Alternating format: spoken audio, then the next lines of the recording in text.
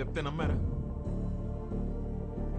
ఇల్లు వదిలేసి వెళ్ళిపోయిన అమ్మాయి మళ్ళీ తిరిగి వస్తే అల్లుడు దొరికాడు అనుకున్నాను. నా కర్మ, మళ్ళీ వీడు దొరికాడు నాకు. ఎప్పుడొచ్చావురా నానా? అది ఎప్పుడొచ్చావు? ఎవరి కోసం వచ్చావా అని అడగండి. విభా కోసమే వచ్చాను. నాకు ఈ పెళ్లి కరెక్ట్ కాదు. లైఫ్ పార్ట్నర్ని సెలెక్ట్ చేయడంలో నీకెందుకు అంత కన్ఫ్యూజన్? ఆ అమ్మాయి అడిగిన 4 పిచ్చి ప్రశ్నలు 4 రోజుల వరకే సరిపోతాయిరా. దాని తర్వాత రియాలిటీస్ చూసినప్పుడు ఈ ఫ్యాంటసీస్ ఏవి మిమ్మల్ని కలిపుంచావు. కలిపుంచేది ఒక్కటే ఉంది, సర్దుకుపోయే గుణం. సక్సెస్ఫుల్ కాపురానికి కావలసిన ఫస్ట్ ఎలిజిబిలిటీ అది. ఆ రియాలిటీ మాకు తెలుసు కాబట్టే అందరం కలిసి పక్క పక్కన ఇలా హ్యాపీగా ఉంటున్నాం. అది అర్థం కాకే పెళ్లికి ఎలిజిబిలిటీస్ ఉన్నా కన్ఫ్యూజ్ అవుతున్నాం. అర్థం కాంది మీకే నాన్నా. కాపురానికి వేరే ఎలిజిబిలిటీస్ ఉన్నాయి. అలా ఉంటే నా కూతురి పాటికి నీ పక్కనే ఉండాలిగా. ఏది వస్తుంది? రాదు. వస్తుంది? రాదు.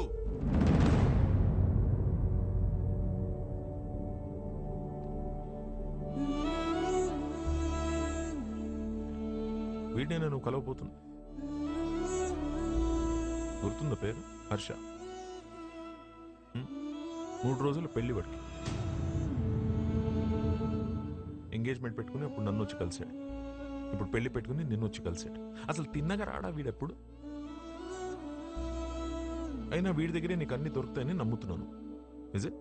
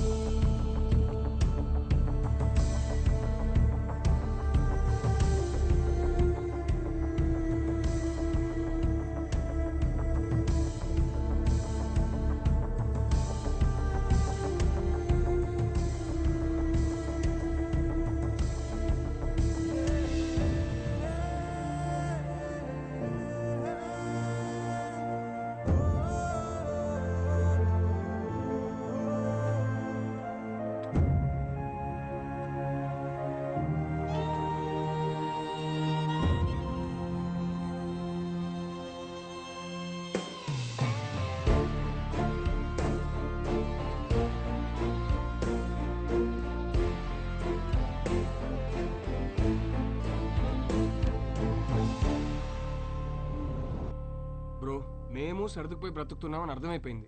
ఇంకేదో దారి ఉందన్నావుగా, అది చెప్పి చావచ్చుగా. అది చెప్తే అర్థం కాదు, ప్రూవ్ చేయాలి. అది ప్రూవ్ చేయాలంటే నా పక్కన విభా ఉండాలి. ఇన్నిసార్లు ఫోన్ చేసి ఫోన్ ఎత్తలేదంటే తను మళ్ళీ హర్ట్ అయి ఉంటుంది. తను హర్ట్ అయితే వచ్చి మొహం పైన జోకులేస్తుంది. అది జరగలేదు కాబట్టి నాకు ఇంకా హోప్ ఉంది. సరే, మాకు టైం అవుతుంది. పక్కనే పెళ్లికి వెళ్తున్నాం. నిన్న ఎక్కడ డ్రాప్ చేయాలో చెప్పు. ఎవరి పెళ్ళికి బ్రదర్? మేఘా, హర్ష. మేఘా నీకేమవుతుంది?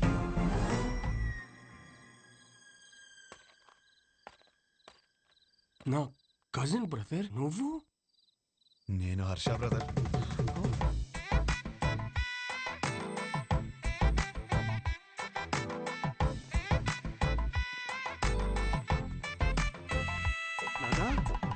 ఏంటి నాన్న నీ ప్రాబ్లము? మేఘాన్ని చేసుకుంటే లైఫ్ ఎంత బాగుంటుందో తెలుసా? చెప్పు నీ మనసులో ఏదో ఉంది, చెప్పురా నాకు ఒకసారి చెప్పు. ఈ పెళ్లి చేసుకుంటే నీతో కాపురం చేసినట్టు ఉంటుందిరా. నాతో కాపురం చేసినట్టు ఉంటుందా? ఎంత బాగా చూస్తున్నానో నిన్ను. చోకొట్టి పడుకోబెట్టాను, ఊకొట్టి లేపాను, ఎప్పుడంటప్పుడు మ్యాగీ నూడిల్స్ పెట్టాను. ఇంకా ఆపరా. For the first time I think I need a shoulder రా. For the first not the shoulder I want, but రేయ్, when nothing is available, go for the reachable. Come on.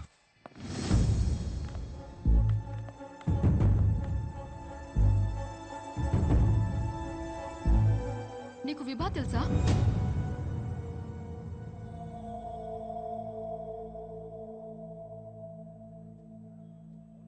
అరే, తెలియకపోవడం ఏంటి? ఎంత పెద్ద స్టాండప్ కమెడియన్. పెళ్లికి సంగీత్లని చాలా boring. This time it's stand up time. Come on, get ready. ఏంటి బాబు ఇది? ఆ పిల్ల రావడం ఏంటి? షో చేయడానికి వచ్చింది, నవ్వించి వెళ్ళిపోతుంది. నవ్వించకపోయినా పర్వాలేదు, నవ్వుల పాలు చేయకపోతే చాలు. హర్ష, విభా బాగా హర్ట్ అయి ఉంటుంది. ఇప్పుడు ఎలాంటి జోక్స్ వేస్తుందో ఏంటో. ఆ జోకులు నీ మీద మాత్రం వేయకూడదని కోరుకుంటున్నా.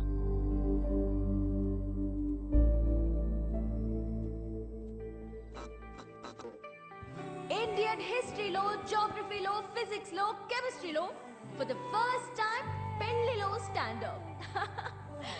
This is Vibha. Congratulations to the bride and groom.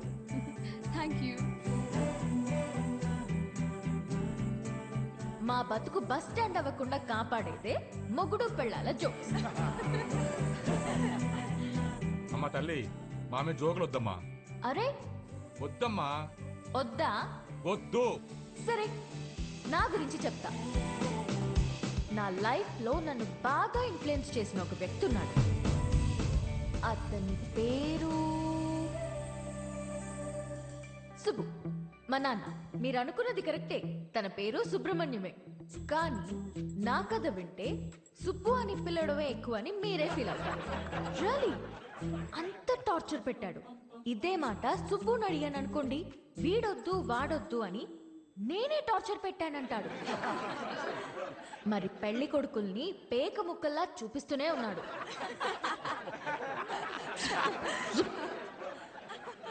నేనేమో కింగ్ని ఎక్స్పెక్ట్ చేస్తుంటే 13 కార్డులో జోకర్లే.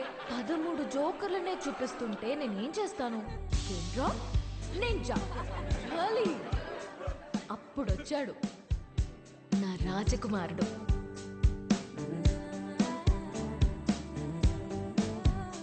పెళ్ళే వద్దురా బాబు అని నేను తిరుగుతుంటే, కబుర్లు చెప్పుకుందామా, కలుద్దాం అని నాకే తెలియకుండా నా నోట్బుక్ లో రాశాడు. సుబ్బు పంపిన జోకర్ అయి ఉంటాడులే అనుకుని లోలా బైక్ ఎక్కా. వాడు చెప్పాడు కబుర్లు. రోజంతా టైమే తెలియలేదు. దిగాక తెలిసింది వాడు లోలా వాడు కాదు, ఆ బుక్ లో రాసిన అవులాగాడు. సుబ్బు పంపిన వాడికి అంత బుర్ర ఉండదే అనుకుని దమ్ముంటే కలువన్నాను. వాడి సంగతి తేల్చేద్దామని రమ్మన్నా. పెళ్లి విషయంలో నాకున్న భయం పోవాలంటే యూ నీడ్ అ హోప్ అని నా కోసం పింక్ బలూన్ పెట్టాడు. హోప్ అంటే ఎంత బలంగా ఉండాలి. బలూన్ ఇచ్చాడు. అది ఆలోచించుకుంటూ సిటీ మొత్తం తిరిగాను. అప్పుడు తగిలాడు ఒకడు. చుట్టూ పొదలు, మనుషులు లేరు. వెన్నులో వణుకు మొదలైంది. ఏం కావాలరా అని అడిగితే ఒక్క ఛాన్స్ ఇమ్మన్నాడు.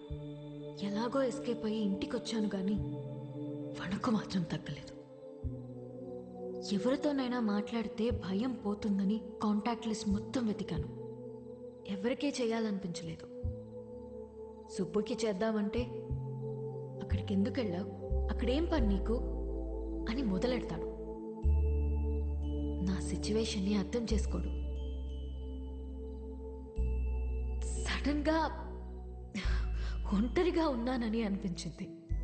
కాంటాక్ట్ లిస్ట్లో ఎన్ని వందల పేర్లు ఉన్నాయని కాదు, అవసరమైనప్పుడు మన ఎమోషన్స్ని షేర్ చేసుకోవడానికి మనకంటూ ఒకడు ఉండాలి. అందుకే పెళ్లి చేస్తారేమో. అప్పుడు వచ్చింది మెసేజ్ వాడి దగ్గర నుండి, calm down, you're not alone అని. ఆ ఒక్క మాట నాకు ధైర్యాన్ని ఇచ్చింది.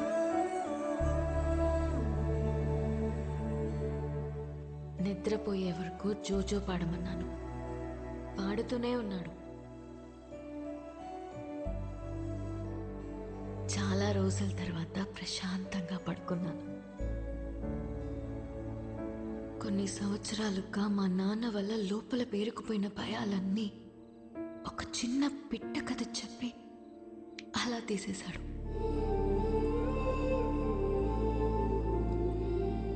కనిపించకుండానే ఒక కాపురం చూపించాడు. కలుద్దామనుకున్నా. మా నాన్నకి హీ ఈజ్ ద వన్ అని చూపించాలని వెయిట్ చేశాను. అంతలోనే మా నాన్న షాక్ ఇచ్చాడు. వాడికి పెళ్ళి అని.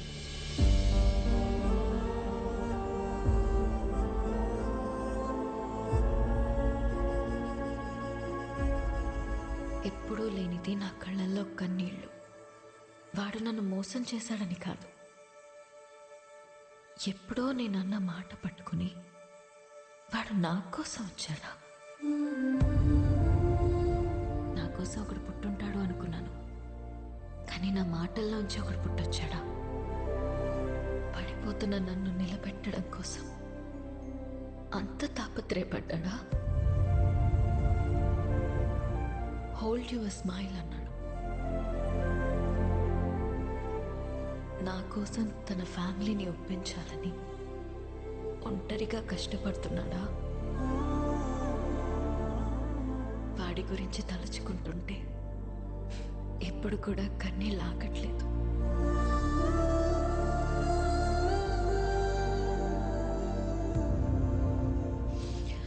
ఇప్పటికిప్పుడు వాడిని హక్ చేసుకోవాలనుంది,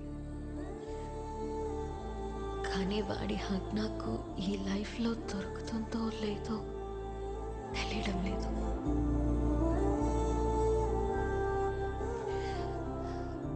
కథ మధ్యలో ఆపేస్తున్నందుకు క్షమించండి.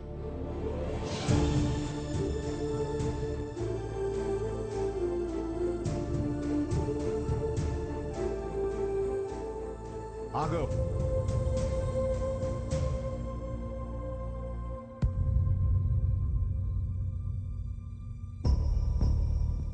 ఆగాను, చెప్పండి. వెళ్ళి పెళ్లి చేసుకుంటావో ఏం చేసుకుంటావో నీ ఇష్టం, ఎలాగైనా బతుకు. ఇక నీకు మాకు ఏ సంబంధం లేదు. కానీ వెళ్లే ముందు ఆ అమ్మాయికి సారీ చెప్పేసి వెళ్ళు.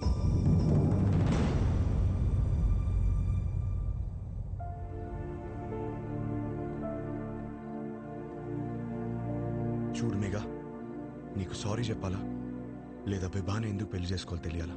ఆల్రెడీ విభా నన్ను కలిసి అంతా నాకు చెప్పింది. నాకంతా అర్థమైంది, అందుకే తనని పిలిచాను. కానీ అంకుల్, మీకే హర్ష అంటే ఏంటో ఇంకా అర్థం కాలేదనుకుంటా. ఎగ్జాక్ట్లీ. ఆ రోజు మీ అందరికీ అర్థమయ్యేలా చెప్దాం అనుకున్నాను, కానీ పక్కన అమ్మాయి లేదు రాదు అన్నారు. ఇవాళ అమ్మాయి వచ్చింది, ఇవాళ కూడా చెప్పకుండా వెళ్ళిపోమంటారే నాకు అర్థం కాదు. మీరేమన్నారు? కాపురానికి కావాల్సిన ఏకైక ఎలిజిబిలిటీ సర్దుకుపోవడం. ఇంకొకటి ఉంది నాన్న.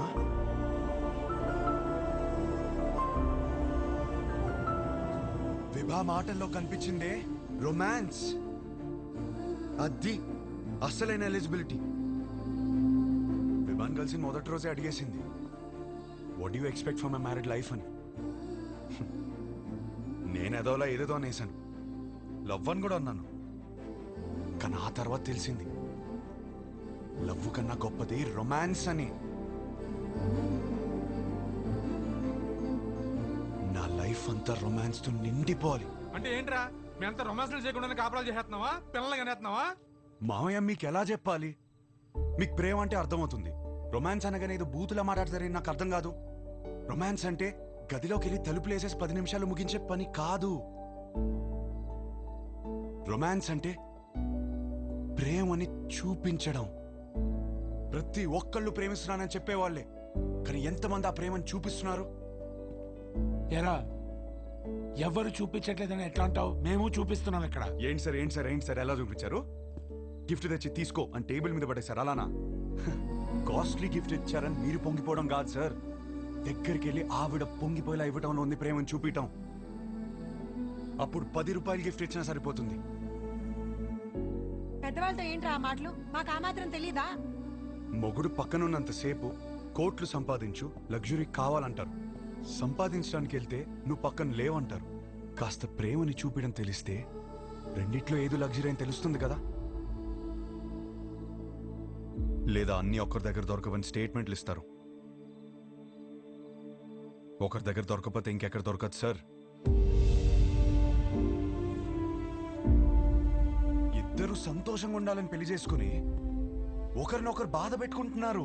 ఆ బాధని ఎలా తీర్చాలని నేర్పించకుండా సర్దుకుపో అంటుంటే ఎలాగో బ్రతికి చావు అన్నట్టుంది నాకు. నాకు అలా పక్క పక్కనే బ్రతకాలని లేదు నాన్న. నాకు నా వైఫ్తో చాలా అంటే చాలా దగ్గరగా బ్రతకాలనుంది. అలా బ్రతకాలని తెలిసిన అమ్మాయి విభా. కాపురం పాత పడకుండా ఫ్రెష్గా ఉండాలంటే ఒక గ్రేట్ రొమాన్స్ కావాలని తెలిసిన అమ్మాయి విభా. తన బాడీ తనది మాత్రమే కాదు, వచ్చేవాడిది కూడా అని హెల్దీగా అందంగా ఉంచడంలో ఎంత రొమాన్స్ ఉంది. మొగుడు పక్కనే ఉన్నప్పుడు కబుర్లు పుడుతూనే ఉండాలని ఒక అమ్మాయి కోరుకోవడంలో ఎంత రొమాన్స్ ఉంది. నాకు సన్సెట్ ఇష్టం. ఎందుకంటే నా లైఫ్ పార్ట్నర్ ఇంట్లో వెయిట్ చేస్తుందని ఆశ రేజ్ చేస్తుంది కాబట్టి. ఇలా ఆలోచించడం డర్టీ అయితే కొంచెం డర్టీ మైండ్ ఉండాలి నాన్న. నువ్వేమన్నావు మావయ్య? పెళ్లి చేసుకోవడానికా ఉంచుకోవడానికా? ఉంచుకోవడానికే, దగ్గరగా ఉంచుకోవడానికి. ఇవన్నీ తెలియకే కోర్టులో తలదించుకున్నాను. ఇప్పుడు తలెత్తి చెప్తున్నాను, నా కాపురం బాగుంటుంది. నాకు విభానిచ్చి పెళ్లి చేయండి.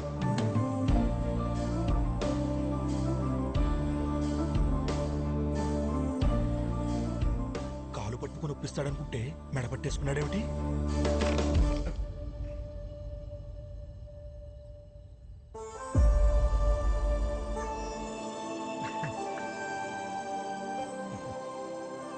రే, అమ్మాయి బాధపడుతూ ఉంటుంది, వెళ్ళి కబుర్లు చెప్పు, కౌగిలించుకో.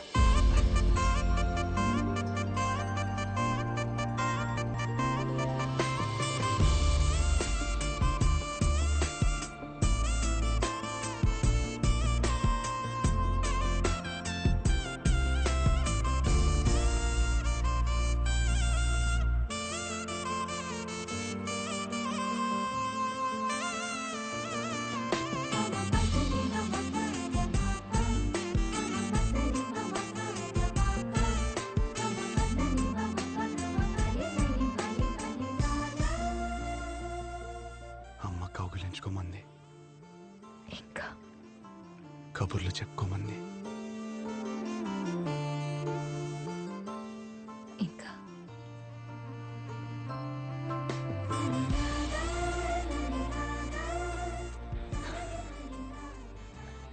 నీతో కనీసం 25,000 మీల్స్ కలిసి తినాలి.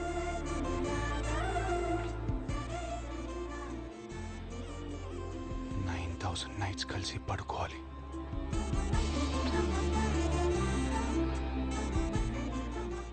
కొన్ని వందల వెకేషన్కి వెళ్ళాలి. అన్నిటికీ మించి కొన్ని లక్షల కబుర్లు చెప్పుకోవాలి.